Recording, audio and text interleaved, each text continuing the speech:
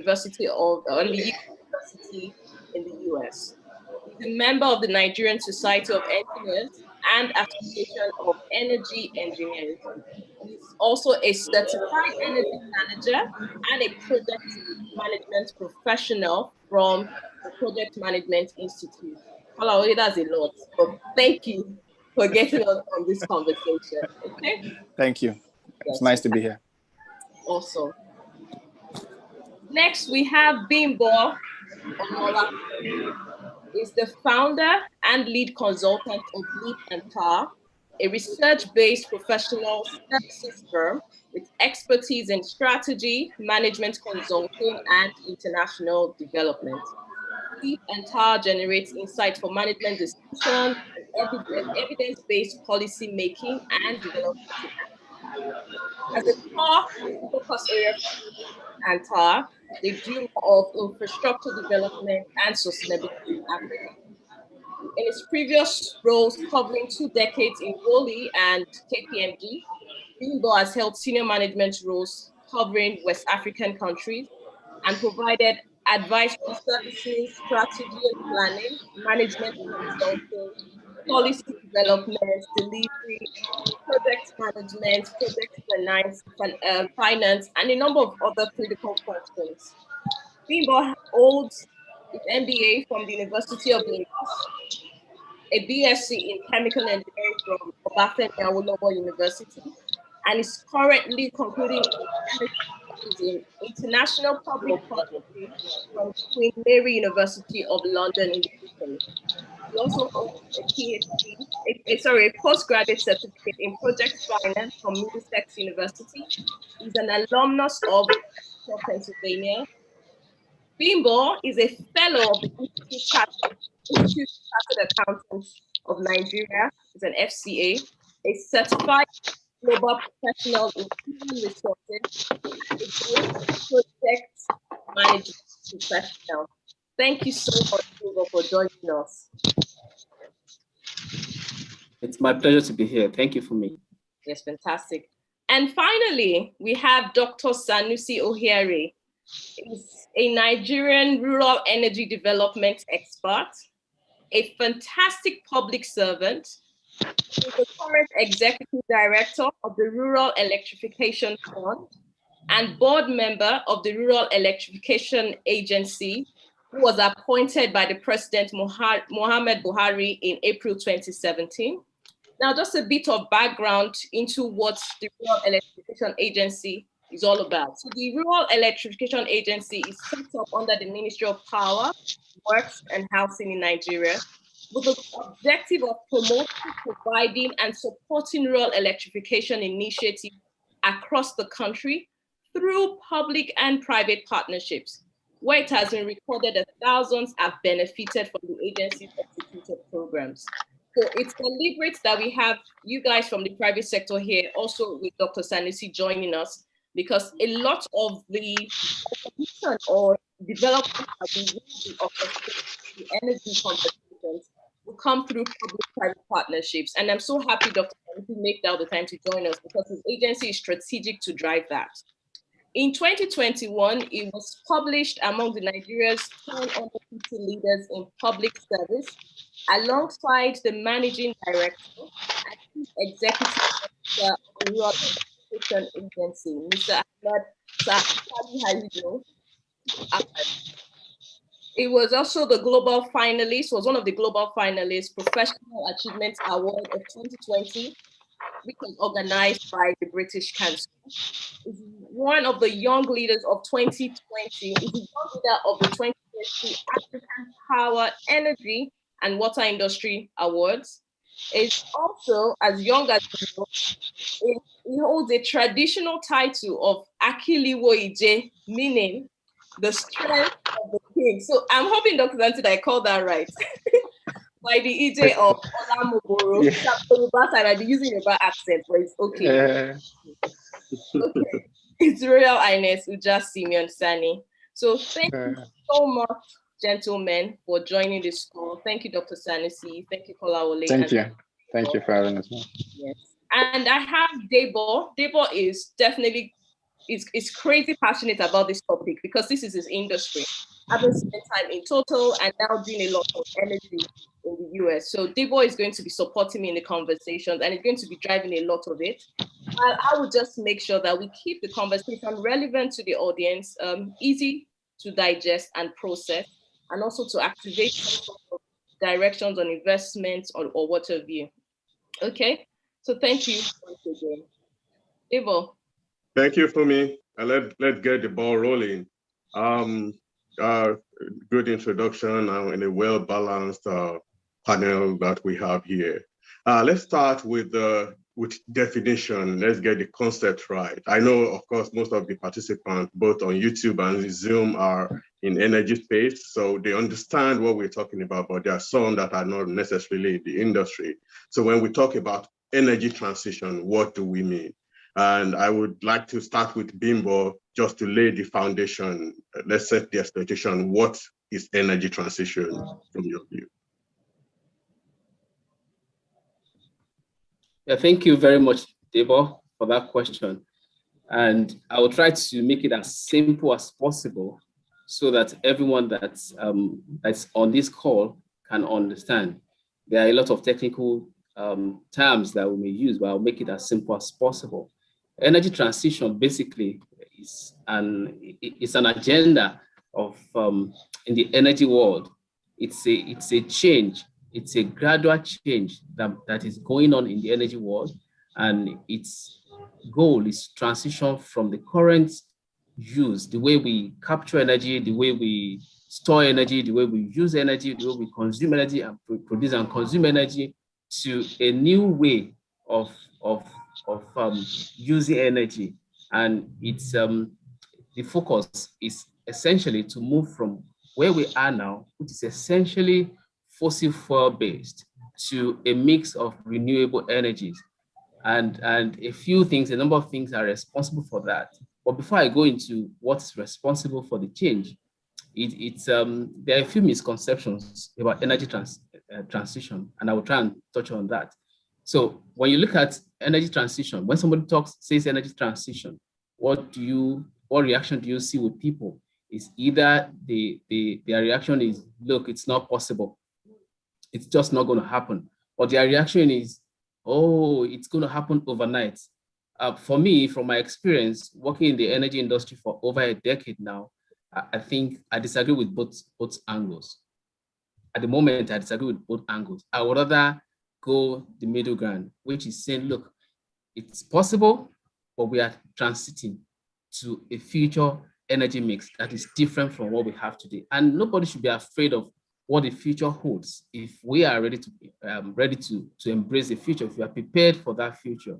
And to start with, I must apologize, my screen may be showing my company name in reverse. It's a technical issue. Please forgive that.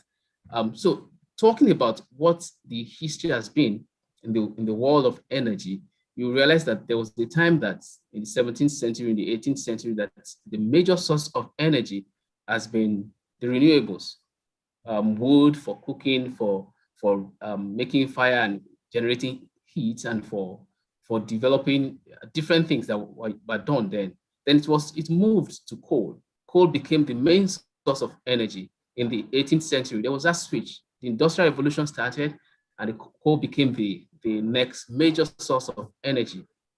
But here came the 19th century. Oil was discovered, and with that came the internal combustion engine. With that came the aviation industry, and oil became the mainstay. The revolution in the industries, the manufacturing sector, oil became the main source of energy all over the world. And it's been like that for quite a century now, for over a century now. But there are questions to say, okay, what is the future? What does the future hold? Is oil going to be here forever? What happens when we don't have oil? Besides that, what is the effect of oil on the environment? And all of these are responsible for what we are seeing in the energy transition today. And don't forget, the fact that we are looking at energy transition doesn't mean that oil must end before we start looking for a transition, for a change. And if I may quote a popular saying, that was attributed to Sheikh Yamani, the former minister of oil in Saudi Arabia. Sheikh Yamani was quoted to have said that the Stone Age did not end for lack of stone, and the oil age will end long before the world runs out of oil. So what does that tell us? If Saudi Arabia is the leading producer and exporter of oil, and the minister in charge of oil has this to say, I mean, this says a lot. This speaks volumes. This speaks volumes. And if I may go into what is responsible for the mix, the transition that we are seeing now, there are two major factors responsible for the transition. One major factor is the environment. We all know that we use energy for electricity to power our homes and offices, for transportation. The aviation industry needs energy, the cars, the train, they all need energy to be able to power the engines. The manufacturing industries as well. Then we have the domestic use, cooking, for heating our homes and all of that. And currently, if we look at the state of energy, the mix, the use of fossil fuel constitutes over 60% globally. In the US alone, it's about 70%.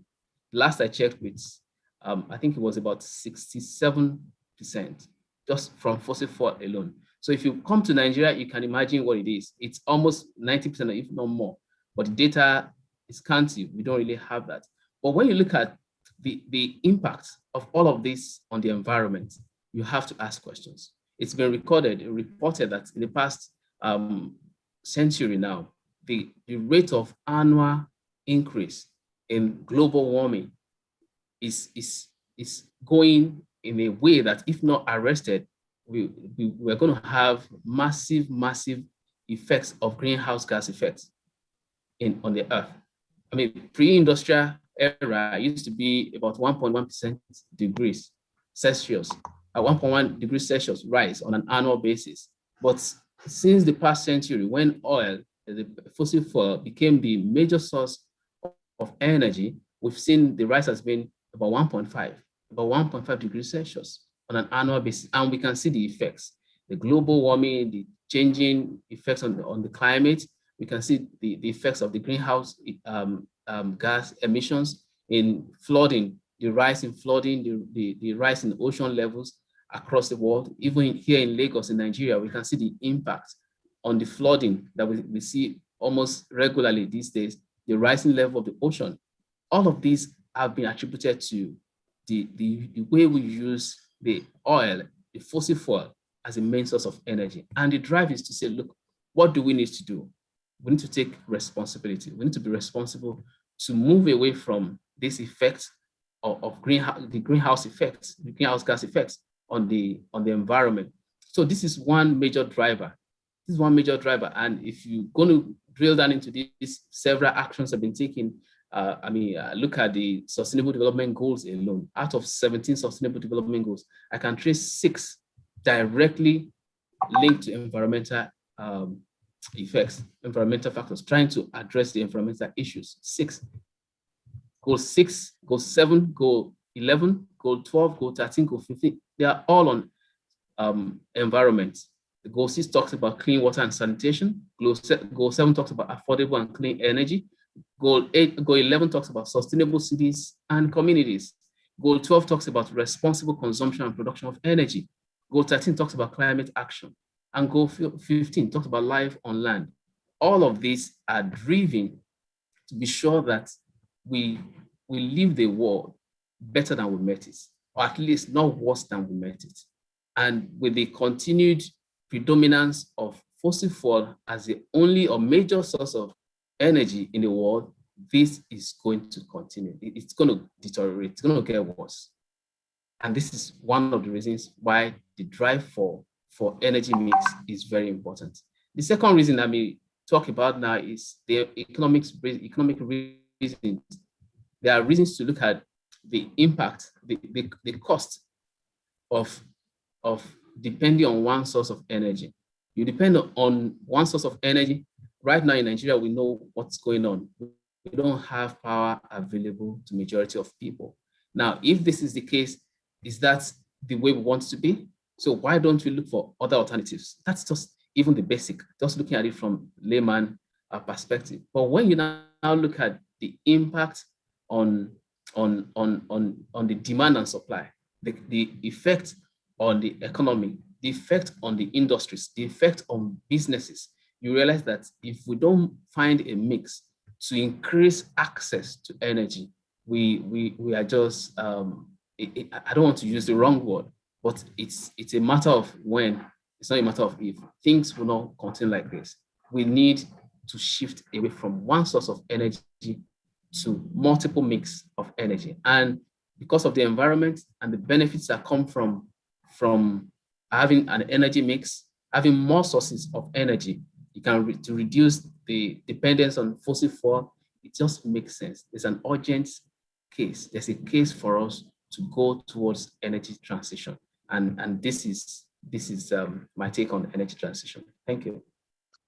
Yeah, thank you, Bimbo, for the well-articulated introduction. I think you touched on some points that we will discuss further down the line in our meeting for today. And for me, the key word from what you have described to us is the concept of energy mix. So as we transition, we are looking at the proportional shift of the various sources of energy. And of course, in this discussion, we are looking at shift towards renewables. Thank you. I think I'll go to the next one, and I'll want caller to drive the discussion here. So in terms of the benefits of energy transitioning to renewable, globally, environmental concerns seem to be the loudest of the benefits. But can you shed more light on that? What are the environmental benefits? Are there other benefits to us, especially coming from developing world? Kola, take it away. Yes, thank you. Thank you very much. And thank you very much, Bimbo, for the very comprehensive introduction. Now, when it comes to energy transition, it's something that, in terms of buzzwords, it's becoming a bit of a buzzword now, especially in the energy industry. And, it's all about us transitioning to more low carbon sources of energy. Now, the inevitability of energy transition is without dispute. It is inevitable. We will transition in our energy usage, in our energy mix over the next few decades. The days of having oil dominate and be the sole source of energy and be everything that we fight wars over, we create economic policies around, those days are coming to an end. Of course, they have not yet ended, but when you see the death knell has been sounded, then you know that it is time to start running in the other direction. Now, of course, a big part of what is driving this energy transition is what is happening with the climate. There's a lot of awareness around climate change, around global warming.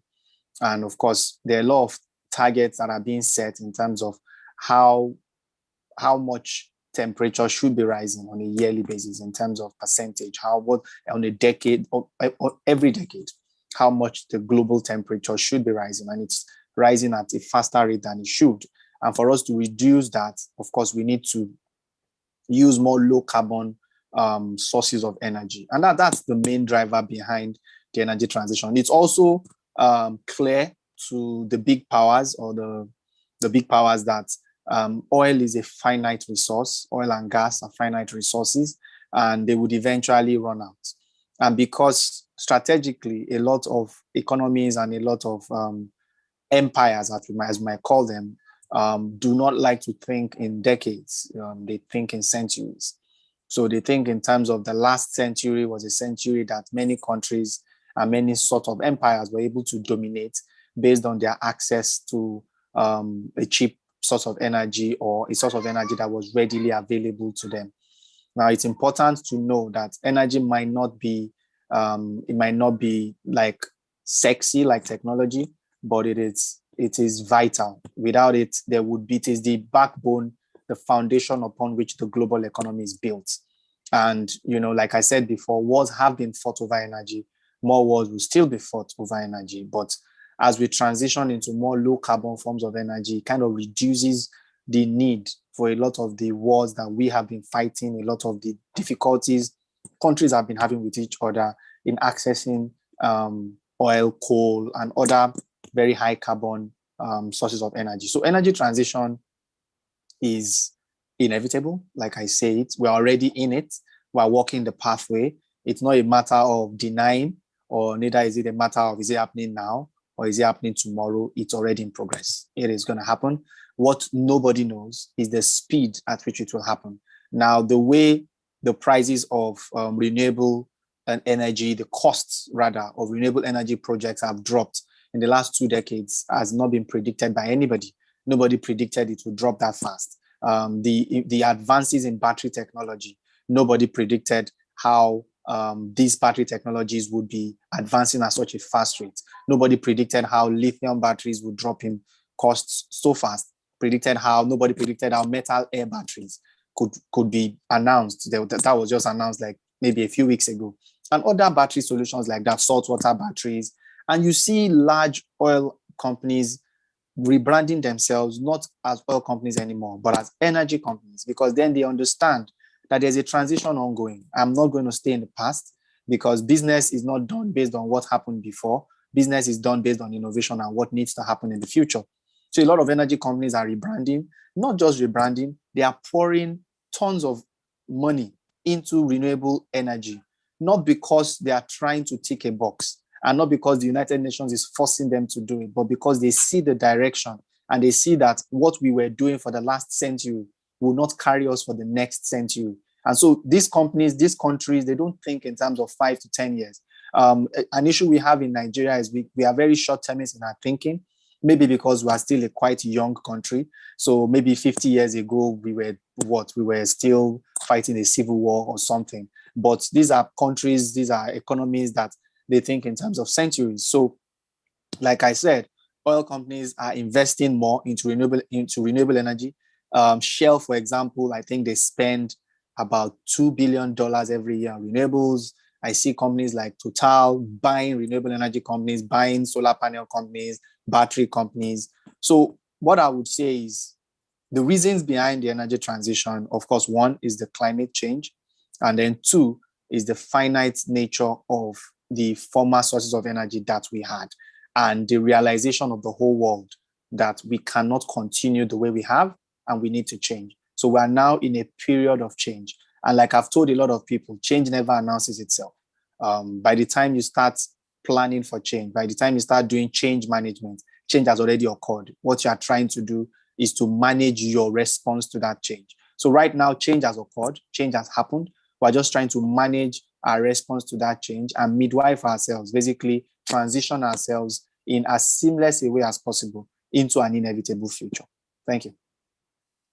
Thank you so much, Kola. Really eye-opening, especially when you talk about other areas where we stand to benefit from transitioning. In fact, most of your discussion did not even go to the climate, like I said, which is the loudest of the benefit that we hear in terms of why we need to go more renewable. And I think that actually shows our reality, especially the developing world. Concern is not, yes, we care about the climate, but that's not our biggest concern at this time. So thank you. I go to Dr. Sanusi. We know, yes, it is a desirable thing to do. We are looking forward to it. In fact, like the other two panelists have talked about, it is already happening. Are there factors that limit us, that limit the speed that by which we transition into renewables? Dr. Sanusi? Yeah, thank you very much, Debo. And thank you, Bimbo and Kola, for that background on energy transition. Yeah, of course, from my own experience, in Nigeria, being a young country, a developing country that has, sought to cash in on this energy transition thing. Because if you look at it, actually, we have an advantage because it's basically us leapfrogging into a new technology that can help us, address our peculiar needs, within Africa, within Nigeria. Because one of the other benefits, of this energy transition, especially using renewable energies, because it fits in very, very well with our off-grid electrification strategy. It's easy for us to deploy. It's modular. We don't need to spend too much, money extending, the national grid to small villages. We can quickly just go and, set up a solar mini grid, in these communities. So it helps us. So from our own point of view, having done, a bit of, pilot projects and, scaling up now, we look at it from the point of view of costs. As a government, how much do we need to bring in to scale up electricity access using these new technologies, renewable, to all of those communities that currently don't have access in Nigeria and also, across Africa? And how long will it take us? What sort of manpower in terms of, technical know-how, in terms of capacity, do we need to be able to scale up at that speed that we need? And, what the technology itself, is it addressing, yes, it's addressing off-grid issues, but how do we integrate it adequately into, the grid as well? Because we still have issues of intermittency, of renewable energy, solar, in terms of, injecting it into the grid, which is a major problem, especially at the transmission level in Nigeria, which is an issue. And so for us in Nigeria, policy might not be that much of a problem. I think there are a lot of policies around encouraging renewable. It has been fully adopted, by the government in Nigeria. So how do we quickly scale up, and how do we get the money to scale up at the speed that we want? For me, I would look at it from that point of view as an implementer, as a public servant that is looking at the entire country and how we can easily scale up. There's also the issue of local manufacturing. How do we key into the economy of renewable? It definitely helps with creating jobs. Also increasing incomes at local levels and then at manufacturing levels. So how do we encourage people to set up shop to manufacture lithium-ion batteries, for instance? We have a few doing solar panels already, but how do we increase the numbers? How do we get some of our local manufacturers as well to look into, manufacturing all those other components, that comes with renewable? So for me, these are some of the challenges that we still grapple with in this energy transition. Thank you. So you mentioned cost and a little bit of the fact that our current installation, the current grid, so integrating the solar or renewable resources into that. So the kind of path dependence, because our current technologies are built a certain way. And you also even gave us some benefits in terms of employment generation, because especially in the renewables, there are some other industries that are related to it. One big one that comes to mind is storage. So because of the nature of the renewable resources, the way you do not necessarily consume them at the time that they are generated. So energy storage is another an industry that depends or that comes along with it. So that's appreciated. Thank you, Dr. Sanusi. I'll stay with you on the next one. In terms of Nigeria, what do we have specific targets, both short-term and long-term, in terms of what we want to achieve in our energy mix? I know globally there's the outlook as published by Bloomberg, looking at the outlook for 2050 is globally to achieve about 74% renewables. And out of that, only wind and solar by themselves would contribute about 56%. That's on the global scale. Now, if we look at it from the Nigerian perspective, are there specific targets that we are working towards in terms of this mix? Yes, we have fully keyed in. We are a signatory to the United Nations Sustainable Energy for All initiative. And as you know now, it's actually a Nigerian that is the CEO of UN Sustainable Energy for All. So we work very closely with them. And we also have keyed into the 2030 target. This is the decade of action, and we are pushing as much as possible, to ensure that by 2030, we don't only electrify all of the areas that currently don't have access, but most of this will be from renewable. As you know, there is this Nigerian Renewable Energy and Energy Efficiency Policy, which is a policy of the federal government that was approved, I think, in 2014, 2015. And basically, it's called the 30-30-30. It's looking at having 30 gigawatts, 30 gigawatts, 30% of our energy mix being from renewable, and achieving that in the year 2030. So that's the target, national target that we're looking at.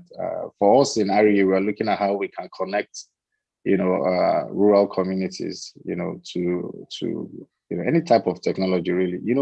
For rural electrification, it's normally technology is not biased towards any technology, but because of this specific, peculiar advantages of renewable, we sort, of key into renewable energy because it sits very well with our plants.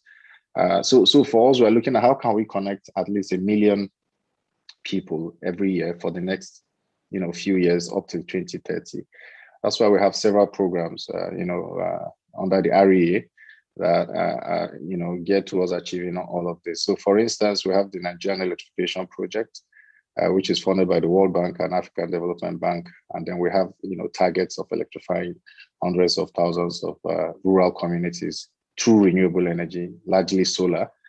And then we have the Rural Electrification Fund, which I oversee, that partners with, private sector as well, to scale up electricity access across the country, because we know that for sustainability's sake, it's not something, you just go and, deploy in a village and leave it there. That's what used to be obtainable, and which is one of the factors as well, militating against, scaling up renewable energy. But now, what we've discovered is we need to work with the private sector so that they take care of O&M and then the sustainability of the project over, the long haul. So for Nigeria, it's not just a question of having targets, but we are, also walking the talk by putting in funds, trying to source for more funds, putting in projects, that would actually help us achieve, some of these targets. And we are also not looking at only solar, because if you notice, most of our projects, that we deploy are largely based on solar technology. So recently, we started a new program called the Innovation Hub, Research and Innovation Hub. So we're looking at how we can encourage, local universities and local players, to do more research into other areas, renewable energy technologies, and see how it can be adopted locally. So these are some of the things that the government is doing locally in Nigeria to ensure that we catch up with this energy transition, and also cashing on it to achieve our targets in 2030. Thank you. Fumi, please feel free to let me know if there's any question that has come in from the audience that are relevant to what we have talked about. If there's anyone, we can bring it up. Otherwise, we'll go ahead. We have an interesting one from Eric. So I will jump straight to Eric's question, and he's asking this based on what Dr. Sanusi just said around policy. Because once the policy is in place, then that can drive innovation and later on drive implementation of all these ideas. So this is his question. Is the government looking for private innovators to help scale this off-grid approach? Meaning, can a private innovator come in and provide electricity to a region? I know these are some of the things Kolawole and Bimbo are working on. The second question is the government providing subsidies to help said innovators launch their energy companies? So Dr. Sanusi, that's a question for you. Okay, thank you very much. So yes, we have various policies and licenses under this, the power sector in Nigeria. So depending on what sort of services you want to render, for instance, if you are coming into my area, which is the renewable energy rural electrification area, we have a provision for a permit if it's less than 1 megawatt, if you want to play around that space that is less than 1 megawatt, you do not need a license. You just basically need a permit, and you follow all of the due process. You can go to a region or a village that you don't need to produce more than 1 megawatt. You negotiate with them, discuss with them. They are ready to, buy your services. You go to the regulator, you apply, you get, the NERC permit, and then you look for funds and invest. Yes, we also give capital subsidies, but it has to be done in line with procurement laws. It's not an unsolicited kind of service or grant. Whenever we have some money, we advertise, and then if you qualify, then you get it. That's under the Rural Electrification Fund. However, under the Nigerian Electrification Project, it's on a rolling basis. The money is there whenever you are able to meet up with the requirements. Then you get some funds, that will help you go into, the rural electrification business. Because as you know, it's a very delicate business because you're looking at the rural area. So these are some of the things that government is doing to encourage, especially smaller players coming in. We also have a lot of large players, in the subsector. So you can come in and, provide services, to regions or villages, depending on what area you want to play in. If it's less than 1 megawatt, if it's more than 1 megawatt, different licenses apply to, different kind of businesses you can do. And yes, we do give capital subsidies.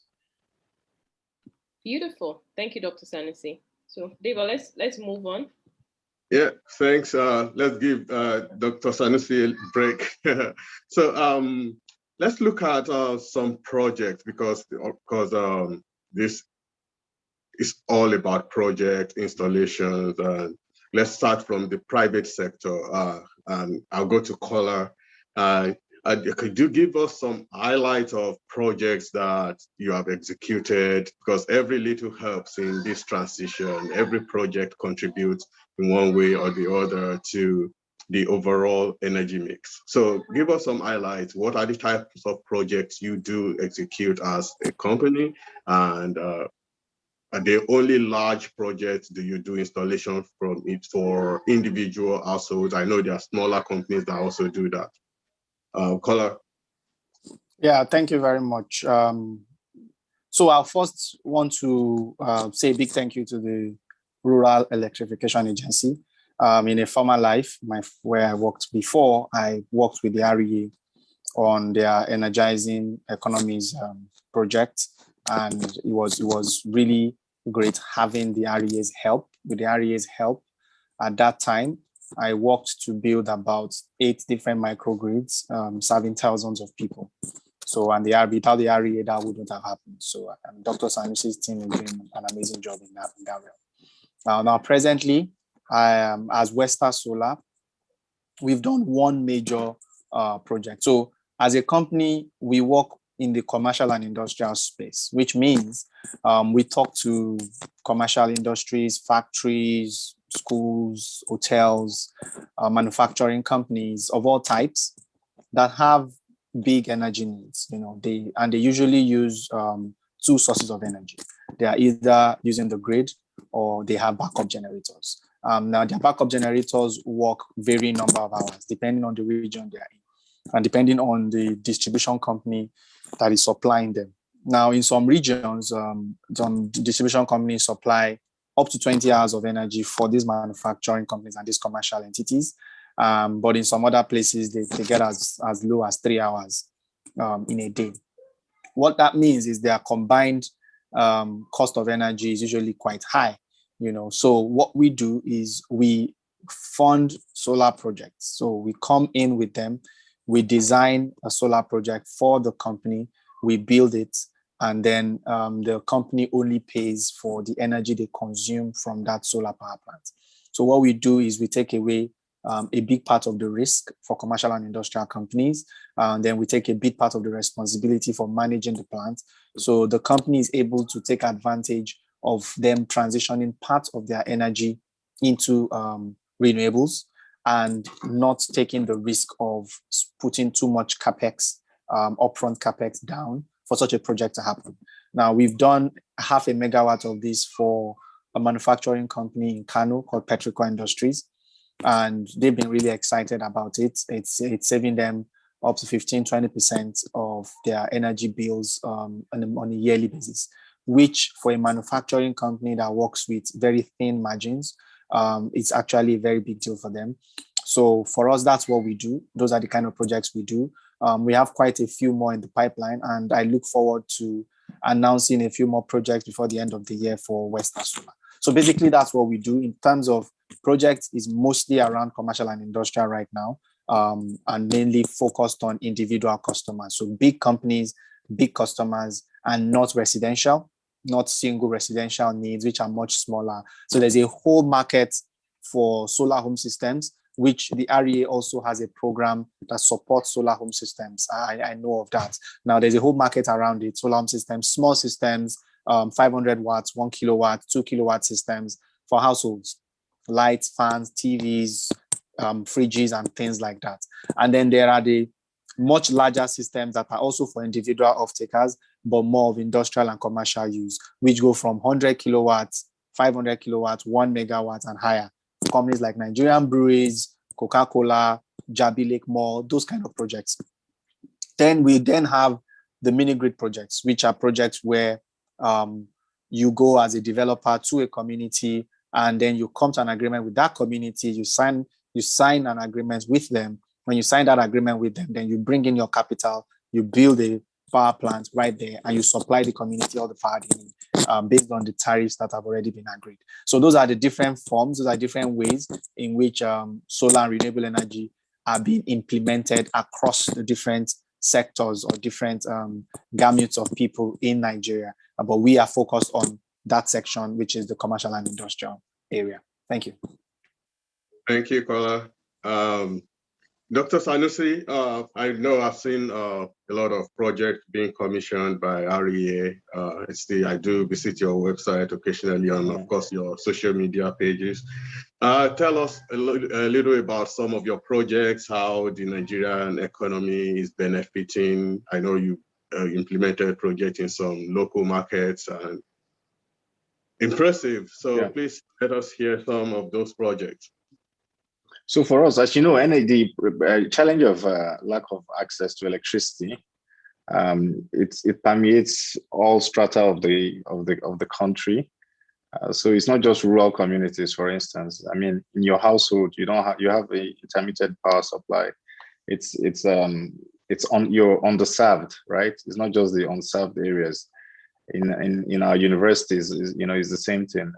In our markets and shopping malls, the same thing. And so for us, we tend to intervene in all the areas, as much as we can. So for instance, we have a program on education called the Energizing Education Program, where we are providing power solutions to 37 universities and 7 university teaching hospitals. We've commissioned a couple. I think we've commissioned 5, one in BUK, one in Ebonyi, one in Bauchi, one in Maiduguri, and another one in Delta, the Petroleum University. We have a couple more in the pipeline for commissioning, and hopefully in the next 1 or 2 years, we should commission the rest. Then we have another program called the Energizing Economies Program, which is the one you mentioned, basically working with private sector to provide,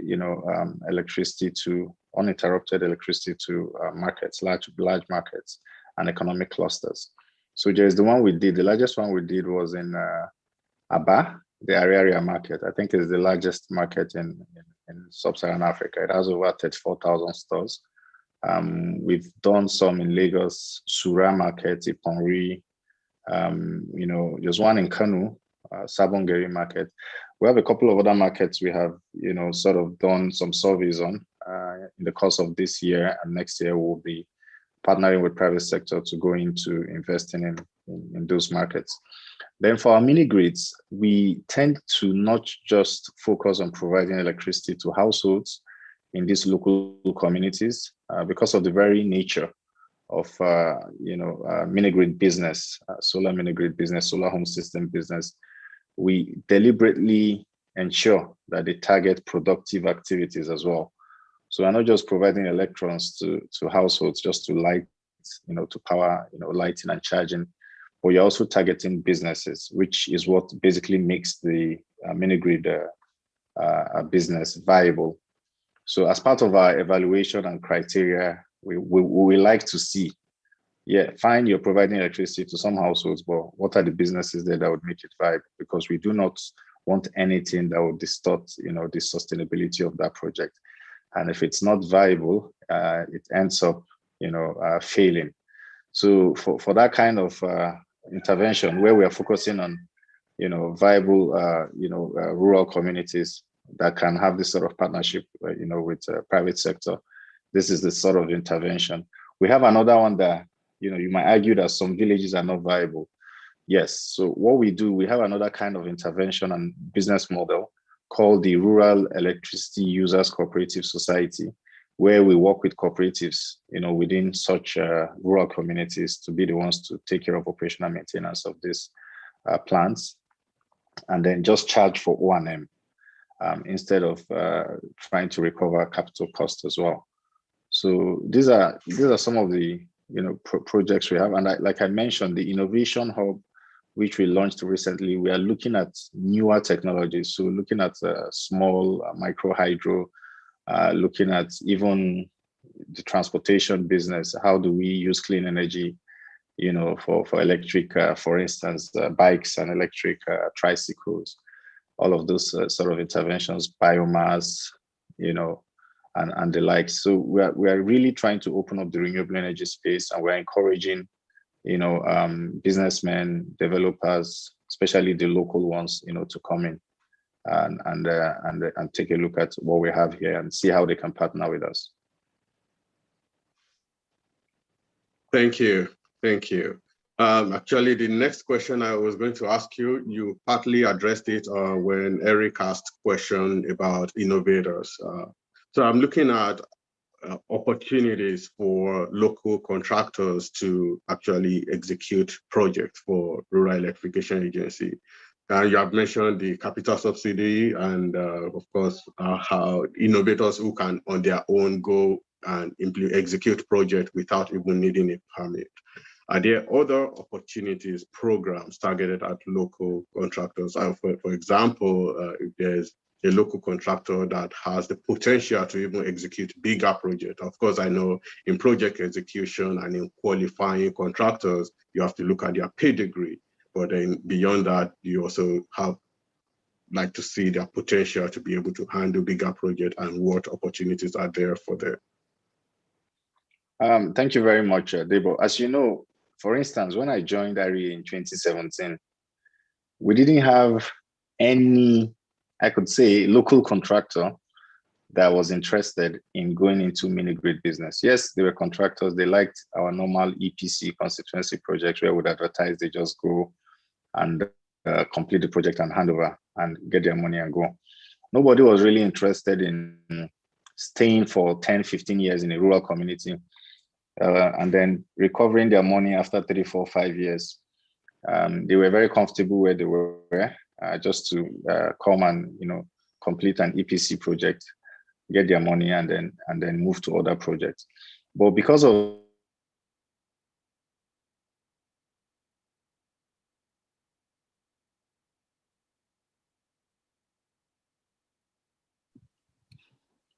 the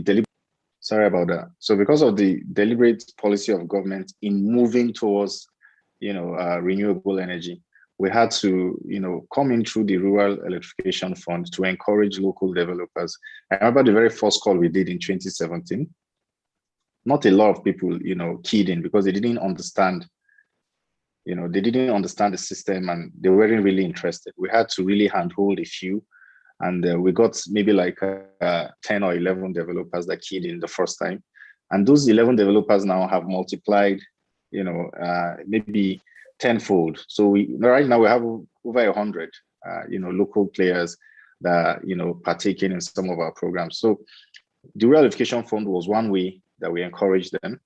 And then when they were implementing it, because you mentioned big players, how can they be big players? a lot of people there in the school of thought was that let them partner with these foreign companies, learn the ropes, and then gradually they can. But that's not the problem. The problem is, yes, you have capacity, but then the funding was a major problem. How do they get these funds? A lot of these funds were outside the country, and we had forex issues and the likes. So what government did was to also, through the Central Bank of Nigeria, develop a new program under the Economic Sustainability Plan called Solar Power Nigeria, where the federal government through CBN is providing about 140 billion naira denominated loans, concessionary loans, where concessionary loans were, as low as 5% interest rate, between 5 and 10, only for local players. So, and is to encourage manufacturing and to encourage scale up of renewable energy, technologies through mini grids and solar home system. So that is ongoing, and it's open to really local players that are interested. And we've gotten a few interest, but we are encouraging more people to come in and partake. And the NEP is there, although the NEP, being a World Bank and African Development Bank funded program, it's more of an international kind of tender. But even local players are partaking, and a lot of them are doing well. So even for our yearly budgetary projects, with the ones we call constituency projects, it's difficult for any foreign company to come in and bid, because the criteria, there are some statutory documents that you need to have, which means you need to be a local player before you can even partake. So I can say 80% of our programs encourage local developers. So it depends on which one they fit in and they are interested in. They can take a look, and we're always open to improving the processes. If there are areas, like the Economic Sustainability Plan, the Solar Power Nigeria I mentioned was as a result of discussions with developers where they told us their problems, and then we also relayed it to our bosses up there, and then we designed a new program just specifically to address some of their challenges. So if there's any time that anybody needs to come in, especially local players, I think the time is now, and it's not late. They can come in and still enjoy some of the benefits that the government is providing to try and encourage them in this space. Thank you. I think there's a question from YouTube for me. Yes, so let me just quickly take that. And Kolawole or Bimbo, you can take a jab at this. So the question is, what storage technologies do you think will fit in Nigerian energy system if cost wasn't an issue? So I believe this person wants to understand the Kola. It looks as if you're jumping at it already. Oh no, I'm waiting. Oh, okay. So let's go ahead. So what storage technologies do you think will fit Nigeria energy system if cost wasn't an issue? Well, when it comes to storage, energy storage and renewables, it's pretty fluid, right? What we've known over the last decade in Nigeria, what we are used to is lead acid battery technology, AGM, G.E.O, whatever, lead acid. Now, lead acid battery technology has its uses in terms of the fact that it's cheaper, but then the quality is not as good. And then we also have an issue we have not looked into properly in Nigeria as much, which is the problem of disposal, because then it becomes really difficult to dispose lead acid batteries and dispose them safely. But now, if money wasn't a challenge, of course, the world, a lot of projects are transitioning to lithium. So lithium-ion technology. And lithium-ion technology is way better than lead acid technology. And I basically recommend it for every kind of project. If it's going to be a bankable project, you probably should use lithium so that you can, and use the right brand of lithium so you can have a set of batteries that would last you for 8 years, 10 years before you then have to start changing them. Now, what I'm saying now about lithium batteries can change in the next 2 years, in the next 2-3 years. It might be saltwater batteries, it might be metal air batteries that are more, that are better, basically. They have a better power density, they hold power they hold energy for longer, and their price point isn't so high. Lithium is what it should be right now because it is readily available locally. You can get it easily.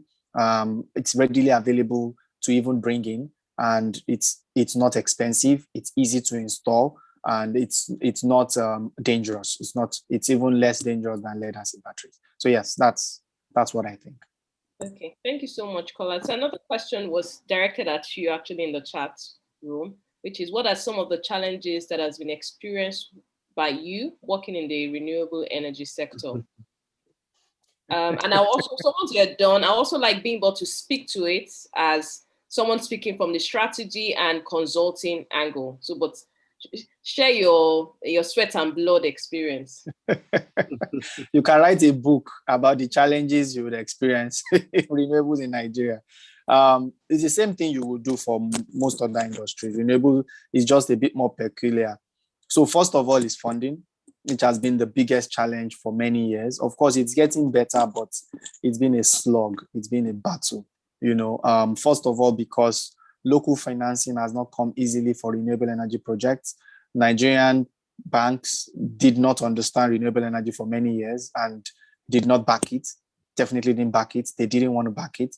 They found it easier to back what they knew, which was mostly oil and gas projects, not backing renewables. And that's where a lot of the government help has been pushed towards the financing side of things, trying to get money to actually fund the right projects. Another problem is usually around the manpower issue, having the right kinds of people to do projects. Now, a few years ago, it was more of a nightmare because standards were all over the place and you couldn't be able to determine if you have the right kind, if you have people on site doing a renewable energy project, if they will do the right things. Now, that has also improved. Getting people is not as hard as it used to be, but it's still difficult. We still do not have enough people to power the renewable energy drive, the 30-30-30 vision that we have. We still do not have the right kinds of people we need. We lose talent all the time. People change industries, stay in renewables a little bit, and then they just go into tech and then they walk away, and a bunch of other things. So, and sometimes they just leave the country, and sometimes we're not even getting enough people moving into renewables. So there's the manpower challenge. It's also difficult. There's the challenge of Nigerian logistics, which a book can be written about that also.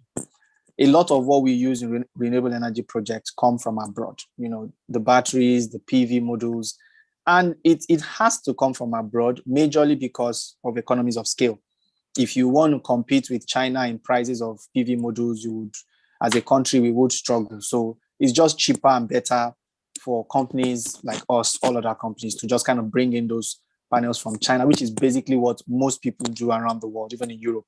They just bring in the panels from China. Now, getting those panels into the country, clearing them, transporting them to site, nightmare, absolute nightmare. So logistics is a problem. Manpower is an issue. Financing is a problem. And then finally is the mindset of customers and clients. People have had bad experiences with renewables over the last few years. Some people, when renewable energy was still in its infancy in Nigeria, did renewable energy projects. And of course, the right kind of people were not doing it. The know-how wasn't all over the place. So people did the wrong things. Sometimes people didn't maintain the projects properly. So getting people to understand that renewables can actually help, and it's not a hindrance, and it's not a fad. It's not a nice to have. It is something that is necessary for you as an individual or as a business to look at how renewable energy can help you to be more efficient in your energy usage, can help you to reduce your energy bills, can help you to even change the way you use energy in your facility. So the mindset of people, changing the mindset of people, changing people's perspectives towards renewable energy has also been a very big challenge. So I'd say those are the major challenges. Thank you. Bimbo, any thoughts?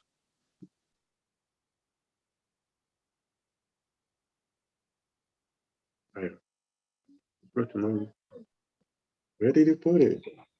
Okay, can you hear me now? Okay, yes, we can hear you.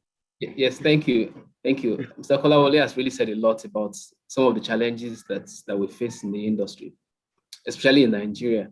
It's real. The perspective of people, in the industry is very important, because over time they are used to the energy source being fossil fuel. So now shifting to renewable, it's something that you have to preach, you have to encourage, you have to find a way to convince. So it's a challenge in that area. And if I look at the level of knowledge of renewable that's available in the country, yes, some people are aware, fully aware, but not so many people. In fact, if you take a sample of people, business owners or manufacturers go around and do a little sample, you realize that quite a number still are not so, are skeptical. They are skeptical about the renewable energies, whether it's going to be effective, whether it's going to be always available, or it's intermittent, it's not going to be available sometimes. Then the cost, they also look at the cost and say it's really expensive, especially when you look at the capital outlay at the beginning, it's on the high side. So this is discouraging for several. And again, with the knowledge, the technical know-how to be able to manage some of these things, the initial early adopters of renewable energy in the country, the people that provided the services may not have had the best of knowledge. Of course, the best of technology too was not available, but over time things are getting better, and the cost of developing renewables is going down. In the past 10 years, it's gone down by almost 90%, based on some of my research. It's gone down by almost 90%. So when you see all of this, you realize that the industry in Nigeria is at a teething stage, and it has some of those challenges. Not only in Nigeria, if you look at it globally as well. Even the WTO director was saying the other day, Okonjo-Iweala, she was saying the other day that the global fund required for renewable to be able to achieve the target, it's at least the developed countries should pay about $100 billion into the fund on an annual basis. Right now, what is there is a patron $9.7 billion.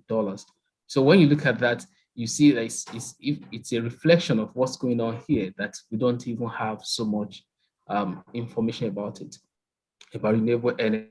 So some of those challenges are real, and people in the industry are going through it. Then if I go over to the oil and gas industry, the oil and gas industry also has the possibility to generate renewable energy straight from natural gas, for instance. There's a possibility to generate hydrogen, there's blue hydrogen, there's green hydrogen.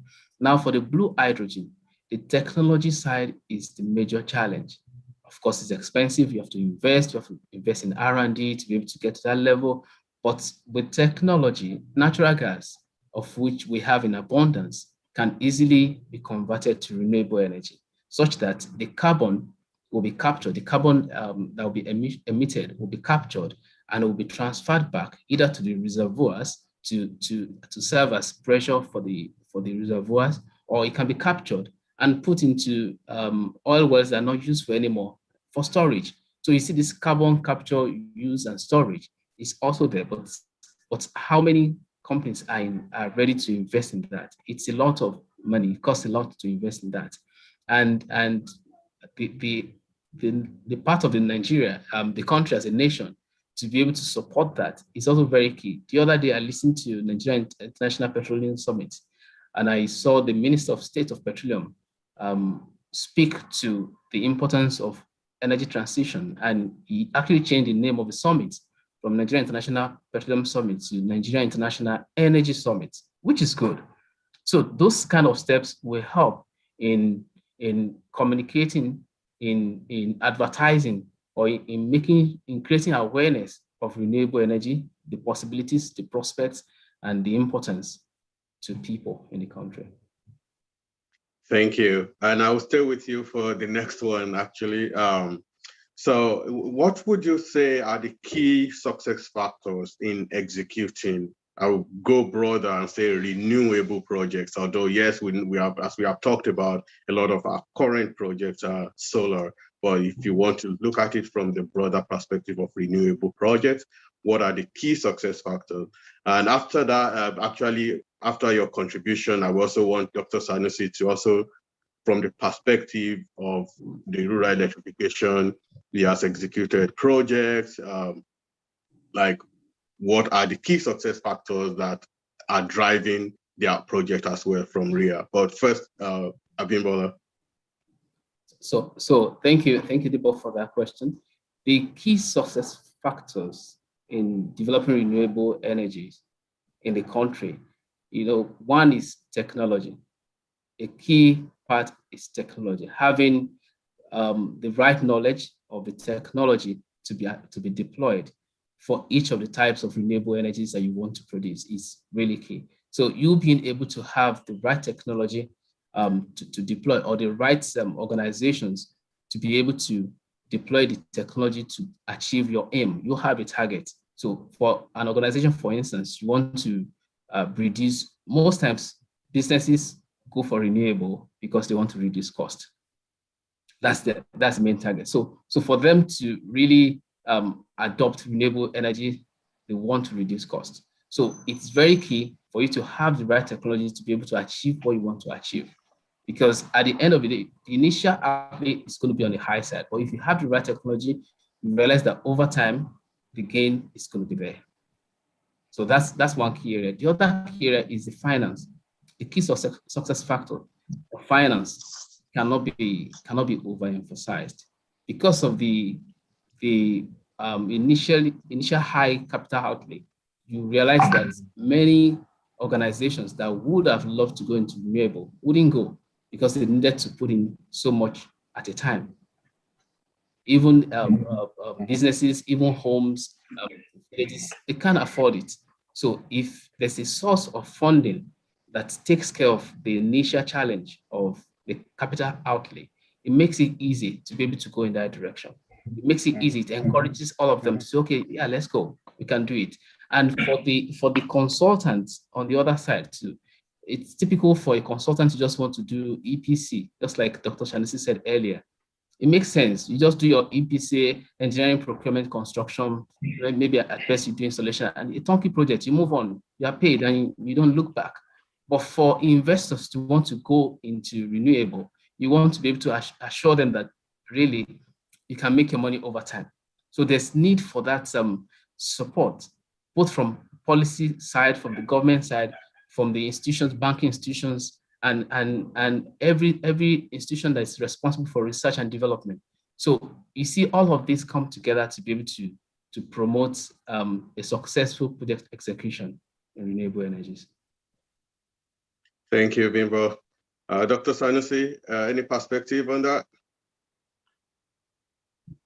Yeah, just to add to what Bimbo said, for me, given my own experience within the REA, from the point when we started in 2017 till now, what was there before and what we succeeded in doing, I think the trick or the most important component was the political will of government to want to, take that driver's seat, bring all stakeholders together, to bring in funding, bring in all the players, partner with them, because I think what was missing was that political will from government and not having somebody to drive the entire process and coordinate the space. Yes, we had, technology was there even before 2017, but there was no policy. There was no regulation that, sort of provided comfort for private players to come in and invest. So because of that political will, the regulation, of course, came. We have the mini-grid regulation that came in, I think, in 2016. Shortly after that regulation, and coupled with the fact that government also brought in funds and also tried to mobilize funds from other sources, you started seeing interest even from commercial banks. I can tell you that before, say, 2018, when we implemented our first projects, no commercial bank was really interested, except for maybe one that tried with, some of the pilot projects we did under the Nigerian Energy Support Program funded by EU and German government. But you see a lot of commercial banks now going into this market. They didn't participate because they didn't understand, but because of the interest and the will of government, bringing in money, bringing in players, coordinating the space, they started getting interested. And, a few of them now are supporting some players within the space. They have dedicated teams, that try to understand, what sort of project or product, and then analyze and advise them appropriately. So for me, I'm glad that we're able to at least get it right. We've started, the transitioning process. What we are looking at now is how to quickly scale up. And like other, panelists have, said, we need everybody to be on the same page. We need more people, more hands, more players, more technical people, to come into the space. And of course, we need more funds. So for me, the trick would be that lack of political will initially. And with that will now and drive, every other thing is falling in place. Thank you. For me, I think you said there's a question, right? Yes. So Dr. Sanusi, there are two questions for you. So one, and that's from Shuaib. One is, what is the government doing regarding ensuring that the education sector keys into training students in renewable energy technologies, especially inculcating into curriculum or a standalone degree program? The second one is, will you say players can be rest assured in terms of policy consistency in engaging in renewable technology industry going into the future? So that's consistency around policy and the structure you've mentioned. And then two is similar to the challenge Kolawole said, if we do not have educated workforce or trained workforce to drive renewable energy projects, and how are we going to power that? So is there anything in particular you'd like to speak to regarding education and then consistency in policy? So those are the two questions for you. 1 second. Yes, please go ahead now. Okay, thank you. So let me answer the second question. Yes, because for instance, the mini-grid regulation, which is basically the regulation that came in and just opened up the space, is a regulation. It's there. I don't see how that can, be changed easily, because it's a regulation. It can be reviewed upon, testing it and seeing that there's need for improvement, or it has come to stay largely. And like I said earlier, the country is a signatory to all of the UN Sustainable Energy for All, policies, protocols, and all of those things. And we basically have to be seen. But you could talk about if the government will carry on with this kind of political will. That I can't speak for, because we had a government in place before now. That will wasn't there, but this government has the will. When the next government comes, I don't know if they have the will. I mean, that's something to look forward to. However, the policies are there, the regulations are there, and they are there to stay.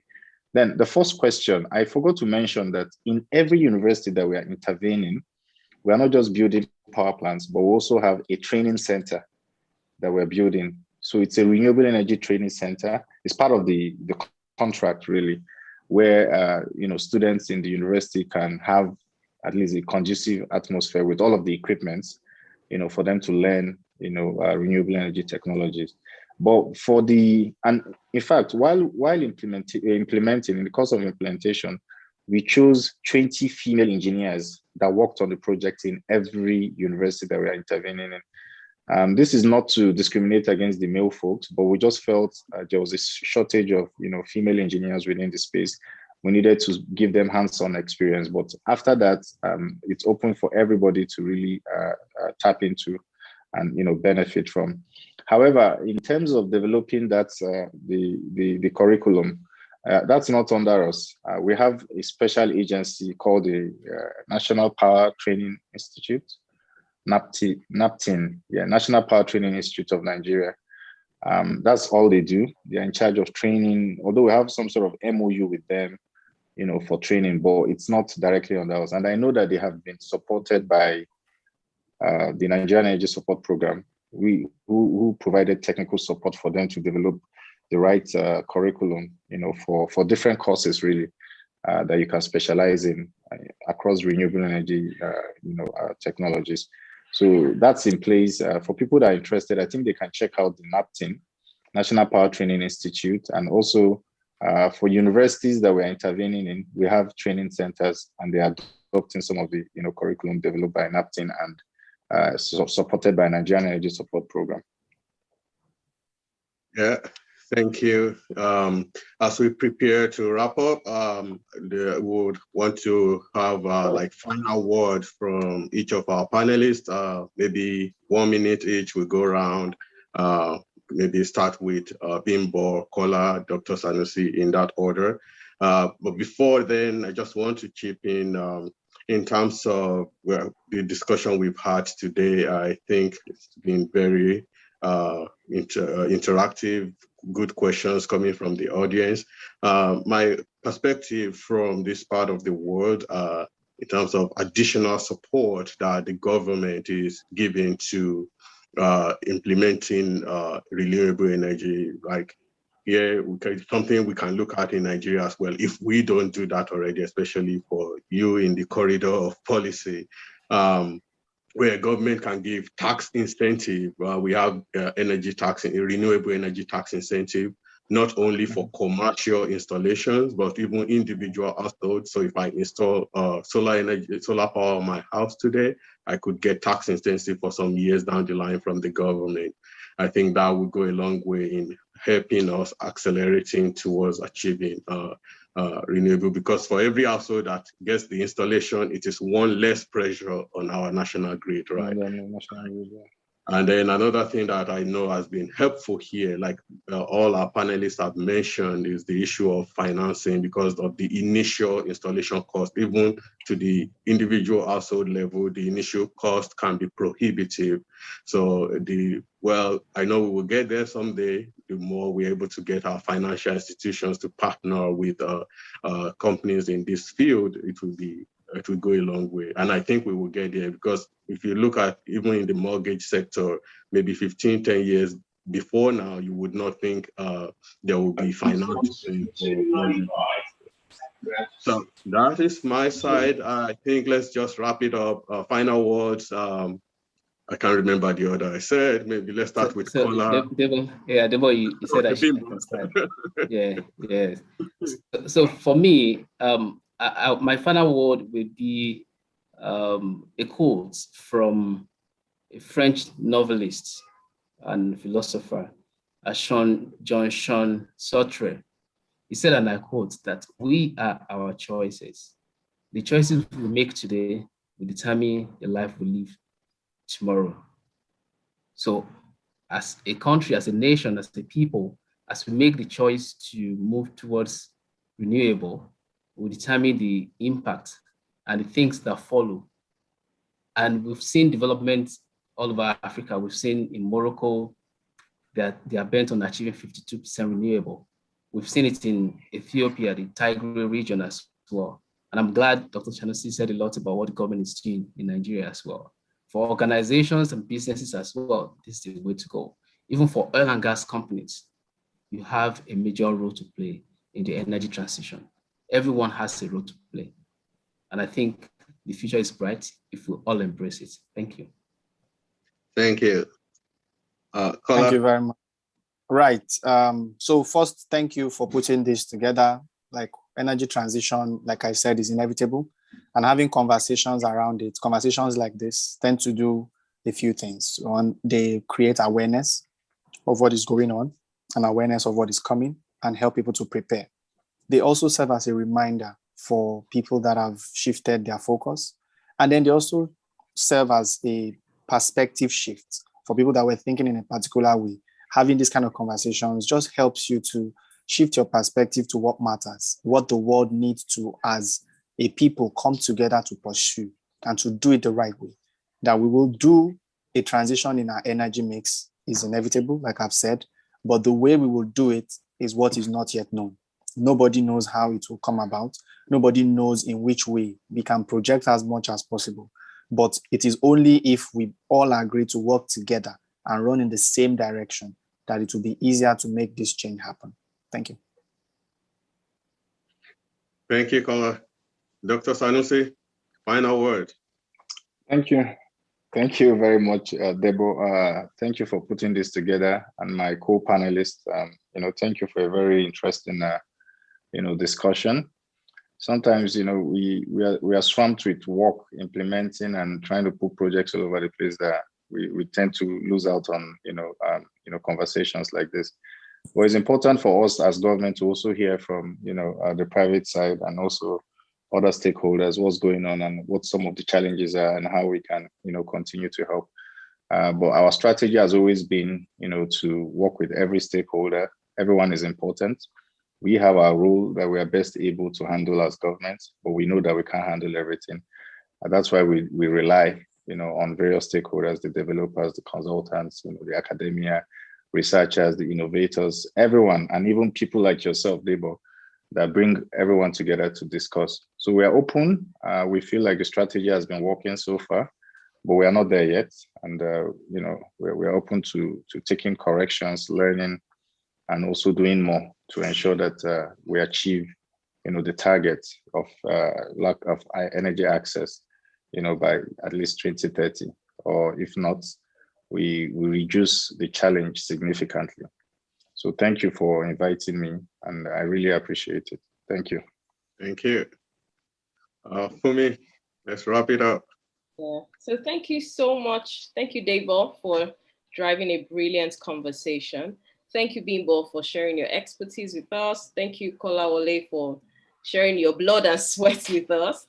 And thank you, Dr. Sanusi, for most importantly, giving a level of confidence and hope that an investor would require to step into this space. I think the three of you have done brilliantly well today, and I will say we've had a fantastic conversation.